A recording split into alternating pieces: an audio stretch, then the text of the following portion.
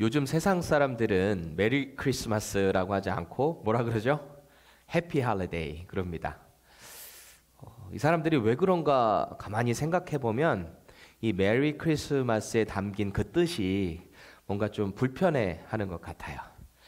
메리라는 말은 기쁘게, 즐겁게라는 뜻을 가지고 있고, 크리스는 뭐죠? 크라이스트, 그리스도를 뜻하고요. 그리고 마스는 미사를 뜻합니다. 캐톨릭만 미사를 하는 게 아니라 미사한다는 게 사실 예배한다라는 말이 되죠. 그래서 이 내용을 종합해 보면 그리스도께 기쁨으로 예배하자라는 의미가 바로 메리 크리스마스입니다. 그러니까 세상 사람들은 예수님이 태어나신 날을 기념하는 이 크리스마스 성탄절을 할리데이로는 지키지만 일도 안 하고 가족들과 혹은 친구들과 놀면서 시간은 보내지만 굳이 메리 크리스마스라고 하고 싶지는 않은 거예요. 찬양하고 싶지 않은 거죠. 경배하고 싶지 않은 거예요. 그나마 예전에는 본인들이 예수님을 믿지 않아도 그냥 메리 크리스마스 했는데 이제는 그 뜻조차 말하고 싶지 않은 거죠. 그게 지금 이 세상이지 않나 싶습니다. 그런 와중에 오늘 말씀을 제가 준비하면서 저는 참 감격이 되더라고요. 보통 성탄절 하면은 12월 25일이 주일이 아닐 때가 참 많잖아요. 그런데 오늘은 정확히 12월 25일 주일이 오늘 우리가 함께 이렇게 모여서 성탄주의를 지키고 있습니다. 얼마나 뜻깊은지 모르겠어요. 우리 다시 한번 서로 보시면서 기쁘게 인사해 볼까요? 메리 크리스마스! 메리 크리스마스! 메리 크리스마스입니다. 여러분은 정말 예수님의 탄생이 기쁘신가요? 정말 예수님의 탄생에 경배하고 계신가요? 어떠세요? 우리는 어제 성탄절 2부 행사로 위대한 탄생이라는 타이틀로 선곡을 했어요. 우리 청년들, 성도님들 얼마나 열심히 준비를 하셨는지 어제 찍은 영상이 다 풀리 돼서 우리가 쉐어되지는 않겠지만 그래도 몇 가지들 영상이나 혹은 사진들은 곧 쉐어될 예정입니다. 여러분들 어제 그 내용이 나눠지면서 어떤 메시지를 받으셨나요? 위대한 탄생, 예수님의 그 탄생에 사탄이 탄생을 막으려고 얼마나 애를 쓰는 모습이 어제 보이든지요. 성경의 내용이잖아요.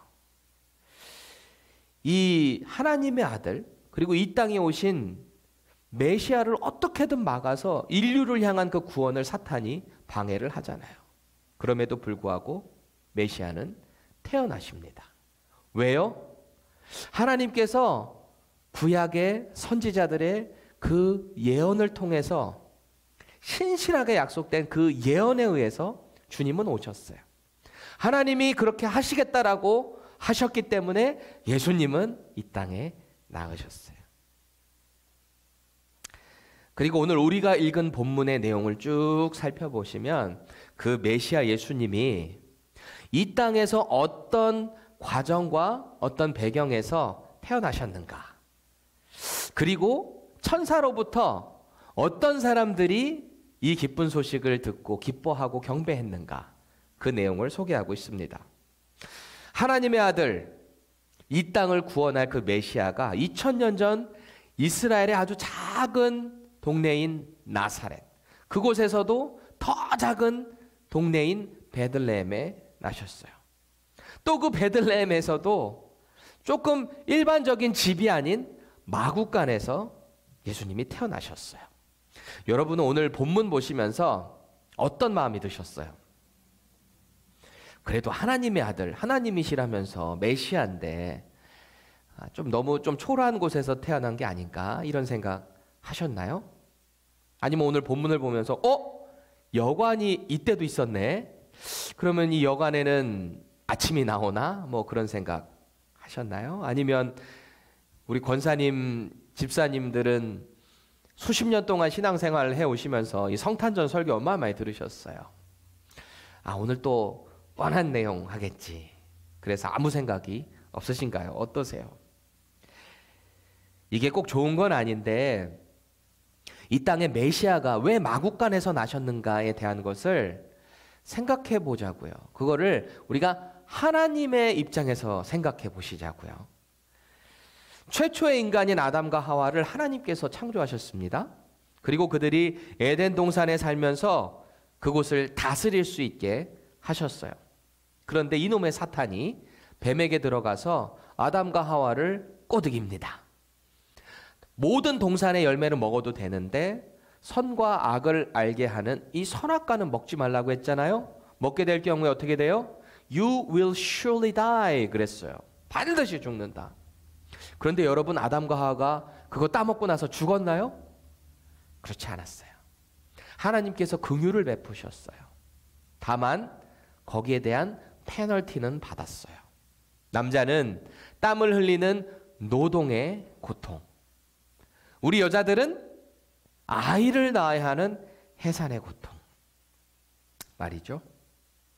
그럼에도 불구하고 이들은 죽지 않고 하나님의 그 긍휼하심 가운데 이 땅에서 살아갈 수 있게 됐어요. 그런데 하나님께서 이 아담과 하와와 그 후손들을 이렇게 가만히 보시니까 죄를 얼마나 점점점 지어가든지요, 이들 스스로는 그 죄를 해결할 방법이 없는 거예요. 그래서 하나님께서 당신의 아들 예수 그리스도를 이 땅에 보내실 때 어디로 보내야 되는가 고민이 있었지 않았겠어요. 하나님이시자 하나님의 아들이신 예수님이 이 땅에 오시는 데 있잖아요. 하나님의 입장에서 보실 때 예루살렘 성전은 아닌 것 같은 거예요. 왜일까요? 만약에 거기서 태어나셨다면 당시에 타락한 유대 종교 지도자들만 좋은 꼴 만들었을지 몰라요. 가뜩이나 예루살렘 성전 안에서 예배하는 그 장소, 기도하는 장소를 지위나 신분, 출신 성분 가지고 나눠놨어요. 아무나 예루살렘 성전 안으로 들어갈 수 없었어요. 기도하는 처소도 출신에 따라서 바깥 뜰에서 기도만 할 수 있었고요. 여인들은 여인의 뜰에서만 기도할 수 있었고요. 그런 와중에 메시아께서 이 성전, 유대교 안쪽에서 태어나셨다면 서로 주도권 싸움이 더 심했을지도 몰라요.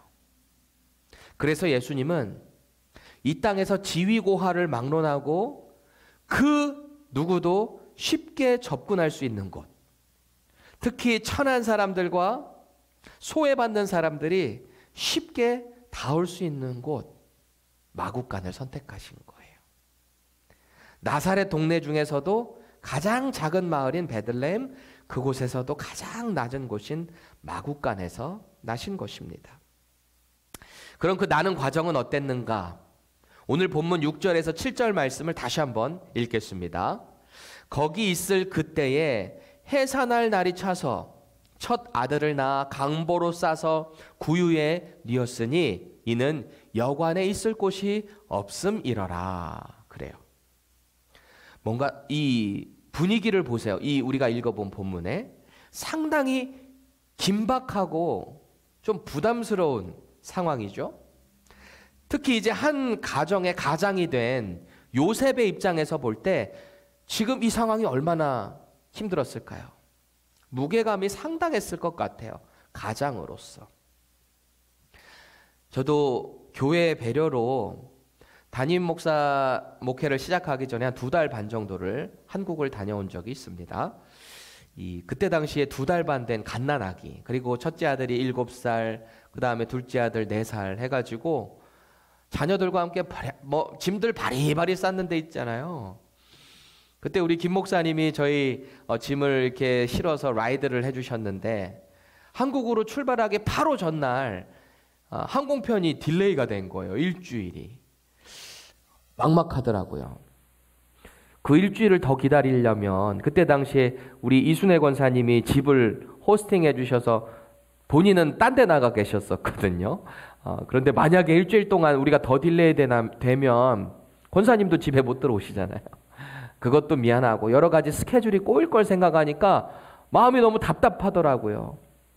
그래서 여기저기 전화해서 알아보다가 결국에는 여기 알라바마 쪽에 그 모빌 인터내셔널 에어포트에서 딱 그게 달라스 가는 게 연결이 됐어요. 그래서 우리 김 목사님 그때 새벽 2시에 출발해서 3시간 동안 저희를 라이드를 해주셨었는데 그때 짐이 얼마나 많았던지요. 꽉 미니밴에 차가지고 짐을 하나하나 내리는데 목사님도 깜짝 놀라셨어요. 그러더니 저보더니 한 말씀 하시더라고요. 목사님 다시 돌아오는 거 맞지? 그러시더라고요. 제가 다시 안 돌아올까 봐 걱정하셨던 것 같아요.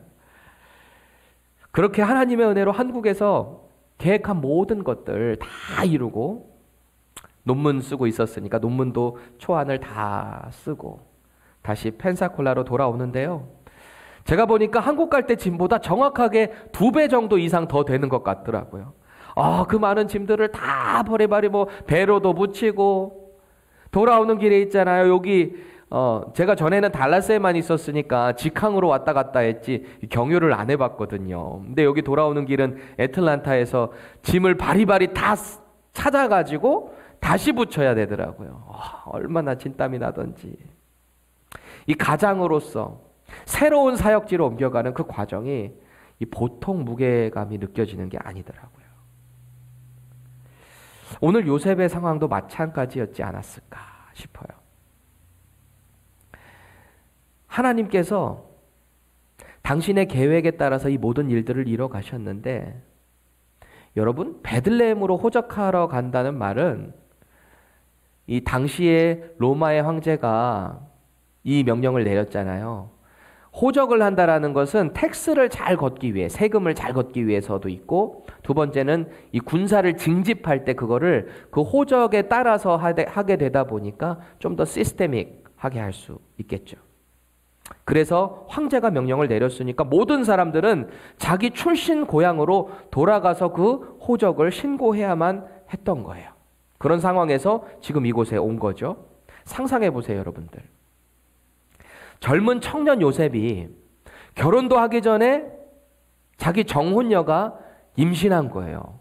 유대법에 따르면 정혼을 했다라는 말은 실제 결혼한 것과 똑같은 그런 효력이 발생하는 거예요. 잠자리는 들지는 않지만 그 기간 동안 신부는 정결하게 몸을 유지해야 하지만 이미 법적으로는 부부가 된 상태인 거죠. 그러니까 지금 정황상으로 볼 때 마리아는 간음한 상태가 된 거잖아요. 그러면 유대법에 의해서 돌에 맞아 죽을 일이거든요. 그래서 요셉은 이 마리아와 조용히 관계를 끊으려고 했던 거예요. 참 착한 사람이죠. 바로 그때 주의 사자를 만나서 이 아이는 성령으로 잉태됐다는 소식을 듣게 된 것입니다. 어찌되었던 간에. 근데 가만히 요셉의 입장에서 생각을 해보는 거예요. 잠자리도 안 가졌는데 정혼녀 마리아가 임신했다는 사실을 알았을 때 쉬운 일이 아니죠. 더군다나 로마 황제가 인구조사한다고 각자 고향으로 가래요. 호적 등록하라고 하는데 산딸 다 된 배 이렇게 나온 아내를 데리고 그 먼 길을 가게 됐잖아요. 갈릴리 지역에 있다가 거기까지 내려가니까 지금처럼 우버를 불러서 갈 수 있는 것도 아니고 쉽지 않잖아요. 얼마나 그 여정이 힘겨웠을까 싶어요. 그래서 유다 출신 요셉도 원래는 예루살렘 북쪽 그 갈릴리에 살다가 이곳을 가야 되니까 고향으로 올 수밖에 없는 거예요. 그런데 웬걸요? 힘들게 그 먼 길을 와서 우여곡절 끝에 여기 도착했잖아요. 날은 어둑어둑 저물어 가는데 머물 곳이 없어요. 여관에 방이 없는 거예요. 우리가 어제 선국했으니까 선국 버전으로 한번 하면 방이 있을까요? 방 없습니다. 이미 사람들 꽉 찼어요. 또 여기로 갑니다. 혹시 여기 방이 있을까요? 이미 방이 찼습니다. 미안합니다. 덜컥. 혹시 방이 있을까요? 방 없어요. 오늘 영업 끝났어요. 얼마나 마음이 답답했을까요? 아무리 찾아다녀도 도저히 방이 없어요. 아내 마리아는 가뜩이나 힘든 길을 온 데다가 이제 정말 아기가 곧 나올 것 같은 거예요. 아기가 언제 나올지 모르는 이 긴박한 상황에서 밤은 점점 더 어둑어둑 깊어갑니다. 얼마나 마음이 답답하고 불안했을까. 그런데 우여곡절 끝에 누군가가 갑자기 그러는 거예요. 어이 여기 봐봐요. 정 그러면 우리 마구간이라도 쓰실라우? 이러는 거죠. 밤에 찬 이슬이라도 피하려면 여기라도 감사한 거예요. 서둘러서 들어가자마자 아기가 나오려 했을지 몰라요. 그래서 눈앞에 보이는 이 말 먹이 주는 구유를 발견하게 됩니다. 그래서 그곳을 가장으로서도 빨리빨리 좀 닦고 깨끗하게 하고, 아기를 싸려고 준비했던 여러 가지 뭐 강포들 있었을 거 아니야. 그거를 이불을 착 깔아놓고 천을 깝니다. 그리고 이내 아기가 그 마구간의 구유에서 태어나는 거예요. 이 얼마나 아름다운 스토리인가요? 그렇죠? 남의 이야기니까 그럴 수 있어요. 만약에 여러분들이 이렇게 경험한다고 생각해 보세요. 여러분이 마구간을 상상해 보세요. 당시의 마구간으로 우리 뾰로롱 가보시자고요. 이 말이나 양 같은 가축들이 오가면서 얼마나 많은 배설물들을 거기다가 흘렸겠어요. 배설물 냄새가 또 얼마나 지독해요. 그걸 닦는다고 해서 배설물 냄새가 없어지는 게 아니죠. 계속 남아있어요. 얼마나 코를 찌르는지. 우리가 흔히 성탄 포스터나 이런 거 보면 이 마리아가 이렇게 아기를 보고 요셉이 보고 뭐 이렇게 목자들이 와가지고 하고 보는 이 아름다운 뭔가 고요하고 뭐가 분위기 좋은 그런 그림 많이 떠올리시죠. 근데 실제적인 마구간은 전혀 그렇지 않았을 것 같아요. 여기저기 쳐져 있는 구석마다 있는 거미줄, 그리고 그 배설물들에 의해서 나온 기생충들, 불빛 하나가 또 선명했겠어요. 그 시골 지역에 마구간 안에서 말이죠. 하나님의 아들 메시아께서 이렇게 더럽고 냄새나는 어두운 인생의 한복판에 우리의 죄를 구해 주시기 위해 오신 거예요. 우리는 오늘 이 사실을 어떻게 받아들이고 있습니까? 하나님의 아들 메시아가 이 땅의 마구간에서 태어나셨다. 하나님께서 우리 인간을 얼마나 사랑하셨으면 이렇게 더럽고 추악한 곳에 당신의 아들 예수 그리스도를 보내주셨을까요? 우리가 뭐길래? 해처럼 빛나는 영광스러운 그 하늘의 모든 것들을 버리고 이 땅에 오셨을까요? 주님은 거룩한 하나님 나라의 보좌를 버리고 이 땅에 오셨어야만 했어요. 그 장소는 화려하고 모두가 인정할 만한 예루살렘 성전이 아니었습니다. 높은 지위에서부터 낮은 계층까지 누구나 올 수 있는 장소, 누구도 인정하지 않는 작은 도시의 베들레헴, 그곳에서도 누구도 예상하지 못한 천한 곳 마구간에서 나셨어요. 우리 예수님께서는 인생의 가장 낮은 곳에 오셔서 우리의 고통과 우리의 슬픔, 우리의 추악함 가운데 오셔서 우리를 위로하시고 변화시켜 주기 원하셨어요. 추악하고 더러운 인생의 민낯을 당신의 거룩함으로 덮어주기 원하셨어요. 무엇보다 죄와 사망의 자리에서 우리를 일으켜 세워주시기 위해 인생의 가장 낮은 곳, 추악한 곳, 마구간에서 나신 것입니다. 요셉과 마리아에게도 그래요. 이 과정이 얼마나 힘들고 고된 여정이었던지 또 하라면 하겠어요? 마음이 너무 어려웠겠죠. 그런데 천사를 통해서 약속된 메시아가 이들의 눈앞에서 목격이 돼요. 목자들이 와서 아, 이분이 메시아군요 라는 그 광경을 봐요. 그리고 훗날 동방에서 온 박사들이 이분이 바로 메시아군요 찬양과 경배를 드리고 선물 드리는 그 과정을 보면서 확신을 했겠죠. 감사했겠죠. 아, 이분이 정말 메시아구나. 예수님은 이 세상에서 가장 낮은 곳으로 오셔서 이 세상이 결코 누릴 수 없는 영생을 허락하셨습니다. 여러분, 영생이 뭐예요? 영생이 뭐예요? 단순히 영원히 사는 것이라면 지옥에서도 고통받으며 영원히 살 수 있어요. 영생이라는 것은 메시아로 이 땅에 오신 예수 그리스도를 영접한 자가 하나님의 자녀가 되잖아요. 그러면 하나님 아버지와의 관계가 회복이 됩니다. 그래서 예수님과 함께, 하나님과 함께 영원히 함께 하는 것. 기쁨과 행복과 하나님만 예배하는 그 영원한 삶. 그것을 예수님을 영접하는 순간부터 우리는 누리게 되는 것입니다. 예수님을 통해서 영원히 하나님과 함께 교제하다 보니까 행복하지 않겠어요. 이전에 즐기던 세상의 모든 쾌락이 무의미해지기 시작합니다.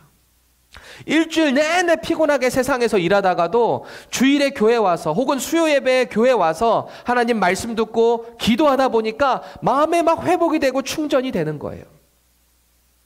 그렇게 기쁠 수가 없어요. 그런데 상황이 변한 건 하나도 없어요. 그저 이 땅의 낮은 곳에 오셔서 내 곁에서 나와 영원히 함께 해주시는 분이 예수님이라고 생각하니까 내 마음이 기쁜 거예요.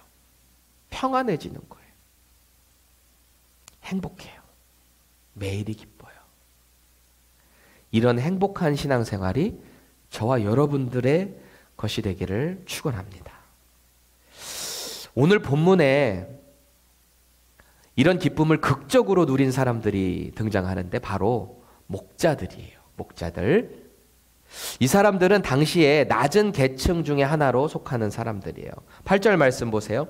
그 지역의 목자들이 밤에 밖에서 자기 양떼를 지키더니 그래요. 당시 목자는 천한 계층이라 그랬어요. 다른 사람들 다 자는 밤에 나와서 밤새 남의 양떼나 지키는 사람들. 물론 그 개 중에는 본인의 양떼를 지키는 사람들이 있을 수도 있겠지만 대부분의 목자들은 그 품삯을 받아서 남의 양떼를 지키는 거예요. 다른 사람 다 잘 때. 이 사람들은 성전에 예배드리러 갈 때도 마음대로 성전 안뜰로 못 들어가고 바깥뜰에만 있다가 돌아가야 되는 그런 천민 계층입니다. 그런데 오늘 하나님의 천사는 예수님의 탄생 소식을 유대 종교 지도자들 혹은 영향력 있는 사람들에게 전한 게 아니에요. 오히려 소외받고 외면당하고 있는 목자들에게 알려주고 있습니다. 오늘 본문 9절에서 12절을 조금 우리가 생동감을 살려서 세 번역으로 천천히 읽어볼게요. 영어는 NIV로 봅니다. 그런데 주님의 한 천사가 그들에게 나타나고 주님의 영광이 그들을 두루 비추니 그들은 몹시 두려워하였다. 천사가 그들에게 말하였다. 두려워하지 말아라. 나는 온 백성에게 큰 기쁨이 될 소식을 너희에게 전하여 준다. 오늘 다윗의 동네에서 너희에게 구주가 나셨으니 그는 곧 그리스도 주님이시다. 너희는 한 갓난아기가 포대기에 쌓여 구유에 뉘어 있는 것을 볼 터인데 이것이 너희에게 주는 표징이다. 아멘. 우리는 질문해 볼 수 있어요. 왜 하나님께서는 메시아의 탄생을 왕이나 어떤 유대 종교 지도자들 같은 영향력 있는 사람들이 아닌 이 천한 목자들에게 알려주셨을까요? 사실 그 이유는 훗날에 예수님이 사역하시는 그 장면만 봐도 우리가 알 수 있게 됩니다. 여러분, 예수님이 하나님 나라 선포하시는 그 사역 가운데 함께 제자 훈련시키시고 또 예수님을 따라다니던 사람들 계층이 대개 누구였죠? 좀 소외받는 사람, 좀 낮은 계층에 있었던 사람들이었어요. 물론 아리마대 요셉이나 니고데모 같은 사람들도 예수님을 믿고 따르기도 했지만 대개는 이 사회적인 약자이거나 소외받는 자들이었어요. 거지나 과부, 어부, 때로는 죄에 인해서 종교적으로 사회적으로 지탄받는 소외받는 사람들이 예수님을 따랐습니다. 그렇게 볼 때 오늘 메시아의 탄생을 가장 먼저 듣게 된 이 목자들은 앞으로 메시아께서 이 땅에서 어떤 사역을 이뤄나가실 것인지, 하나님 나라를 누구에게 선포하고 그 사역이 어떻게 스프레드 아웃 펼쳐질지에 대한 암시를 보여주는 것 같지 않으세요? 오늘 이 목자들에게 선포된 메시아의 탄생은 너무너무 영광스럽고 감격적입니다. 특히 하나님께서는 이 목자들에게 전한 모든 말이 사실임을 확증해 주세요. 그래서 너희들이 내가 너희들에게 일러주는 곳에 가게 되면은 그 표적을 보게 될 것인데 그 표적이 이거야 라고 알려주신 거예요. 컨펌 해주시는 거예요. 그래서 12절 말씀 다시 보세요. 마구간 안에 있는 구유에 한 아기가 포대기에 쌓여 있는 걸 보면 그분이 메시아다. 이미 어떤 장소도 알려주셨고 그 장소에 그 아기가 태어난 것을 너희들이 보면 그분이 바로 메시아다라고 하는 표적을 보여주신 거예요. 이것도 얼마나 놀랍고 감사한 사실인지 믿음 없고 천한 일을 하는 계층의 이 목자들에게 나타나셨어요. 그래서 메시아의 탄생을 기뻐하게 하시려고 친절하게 그 표적까지 알려주신 거예요. 만약에 찾아가서 말한 대로 내가 너희들에게 말한 대로 그 사실이 이루어져 있으면 그게 바로 표적이야. 기뻐해, 경배해 이렇게 알려주신 거예요. 하나님이 보실 때 그 얘기를 했는데도 주의 사자를 통해서 말이 들렸는데도 얼마나 어벙벙해 보였던지 목자들이 하늘의 천군, 천사도 이 일에 크게 기뻐한다라는 것을 보여주셨어요. 본문 13절에서 14절 계속 세 번역으로 봅니다.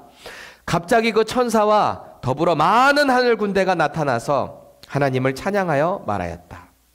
더없이 높은 곳에서는 하나님께 영광이요 땅에서는 주님께서 좋아하시는 사람들에게 평화로다. 아멘. 여러분, 우리는 오늘 가장 높으신 분이 가장 낮은 곳에 오신 이 이해할 수 없는 사건을 본문을 통해서 목격했습니다.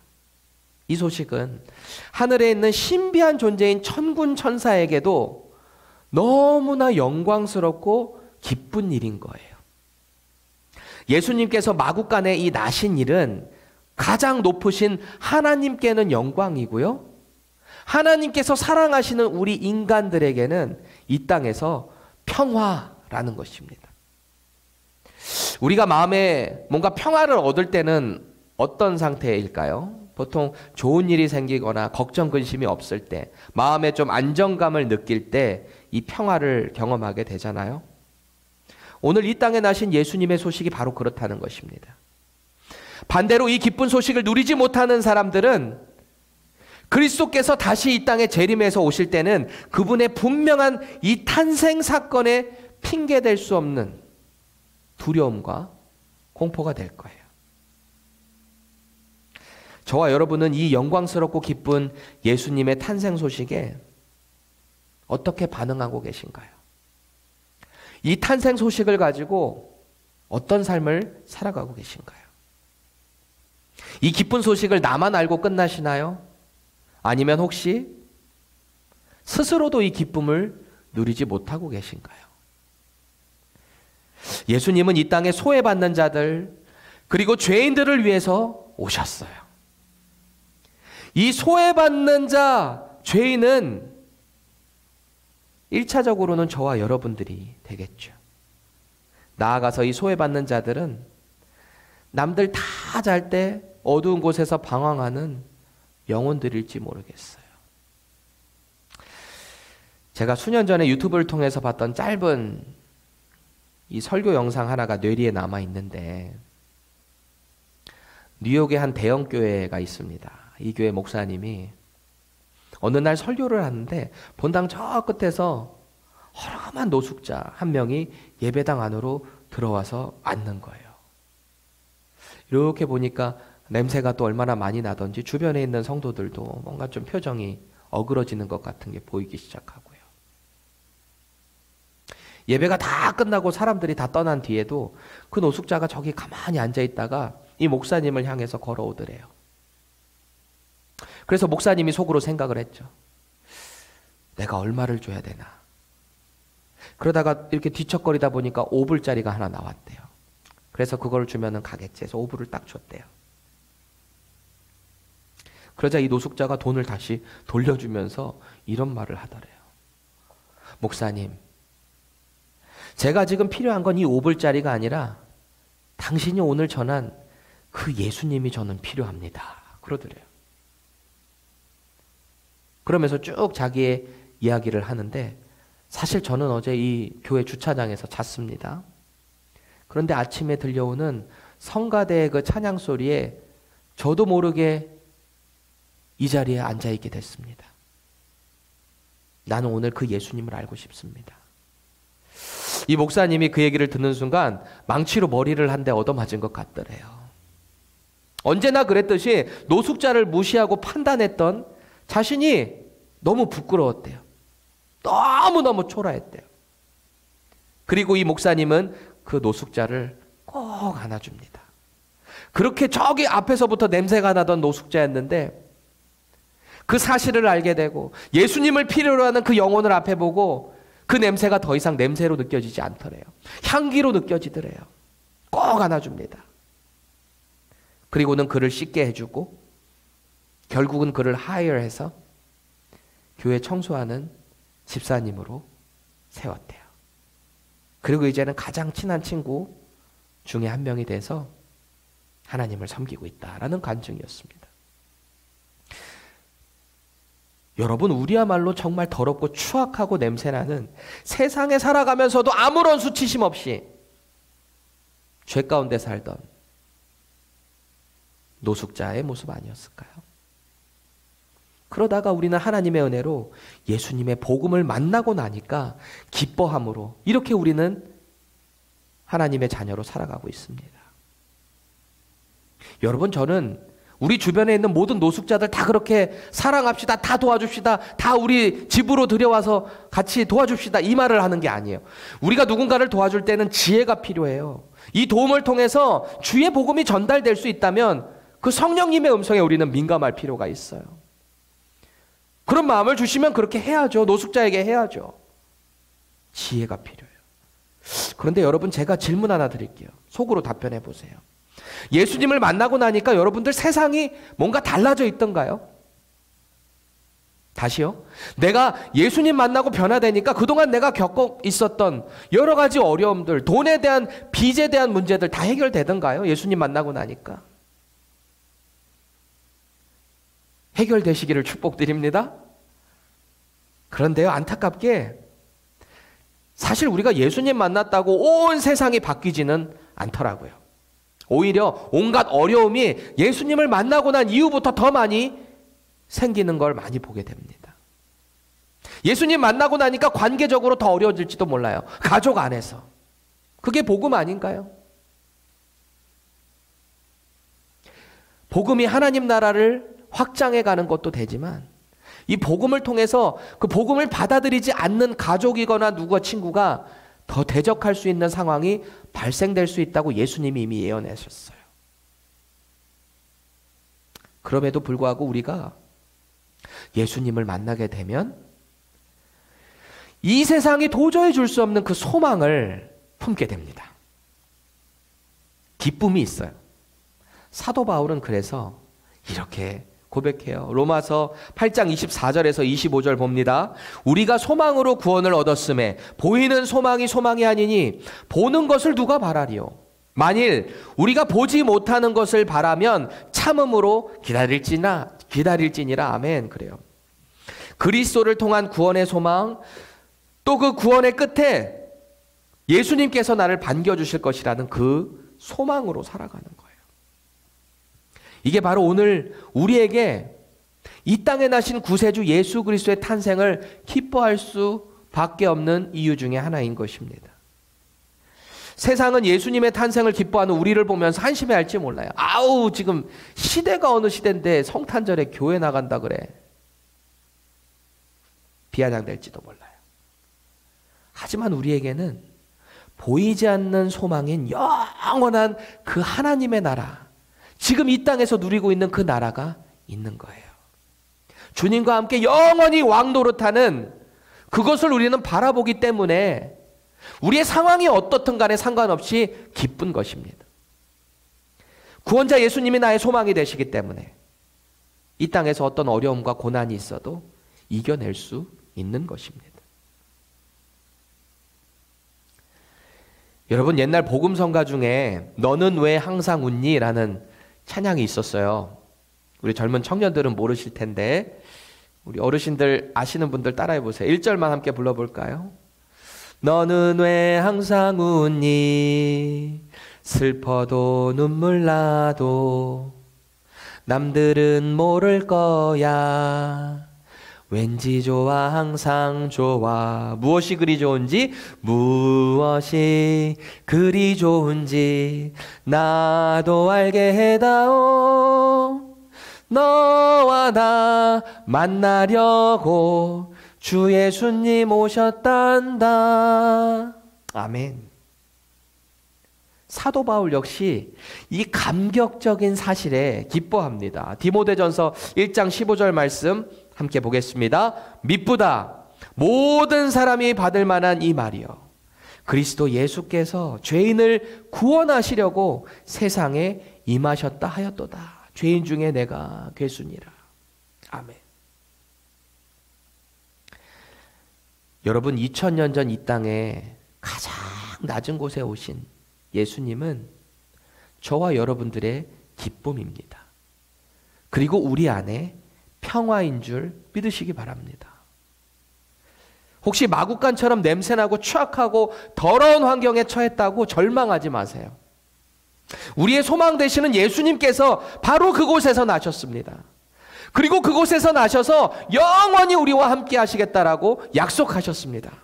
이게 바로 우리가 예수님의 탄생을 기뻐해야 하는 이유입니다. 오늘도 이 영광스럽고 기쁜 소식을 가지고 삶 속에서 승리하시기를 주님의 이름으로 축원합니다. 그런데 이 기쁨을 우리만 누려서는 안 돼요. 나 구원받았네, 너 구원받았네, 우리 구원받았네, 교회 안에서만 그러면 뭐예요?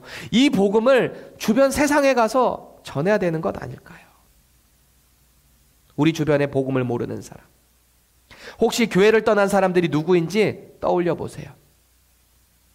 그리고 그 영혼을 위해서 기도해 보세요. 예수님의 탄생인 이 기쁨을 나눌 수 있는 그 대상을 위해서 기도하시고요. 하나님의 지혜와 사랑을 달라고 기도해 보세요. 그래서 예수님의 탄생을 기뻐하는 그 이유를 오늘도 우리의 삶에 그리고 우리 주변에 전하는 복된 인생 되시기를 예수님의 이름으로 간절히 축원합니다.